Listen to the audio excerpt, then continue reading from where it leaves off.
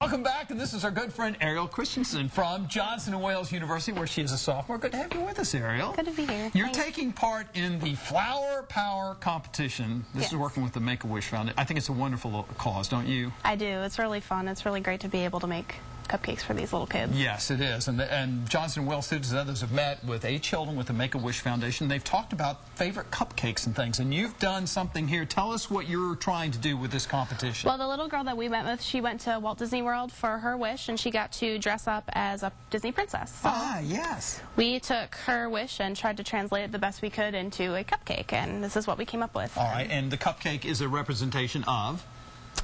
Here we have Cinderella. A Cinderella dress? Yes, that's really good. Now, you're going to show us about doing some icing, frosting here, and what you've done to put this all together. This is interesting. Yes, we have a chocolate strawberry marble cupcake that has fresh strawberry pieces baked inside and is filled with chocolate mousse. And here we have a Swiss buttercream that... Swiss buttercream. Just, you know, you don't need a lot, just...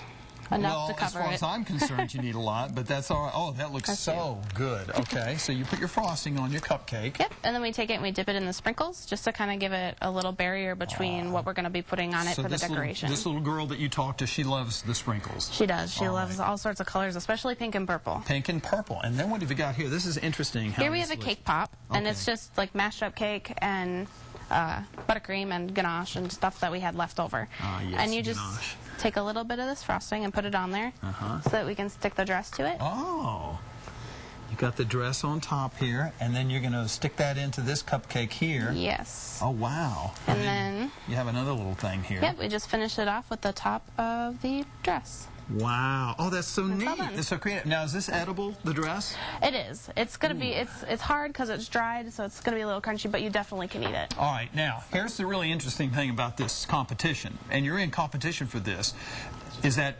we can vote on it.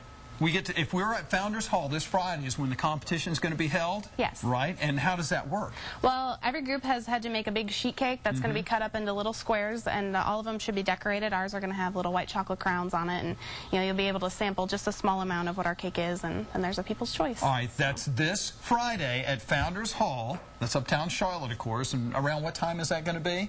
11 a.m. to 2 p.m., I guess, is exactly what it says right here. And by the way, we're going to have the recipes and everything. They're on WBTV.com. You can access Johnson & Wales through that. And some great cupcake. What's the secret of a good cupcake?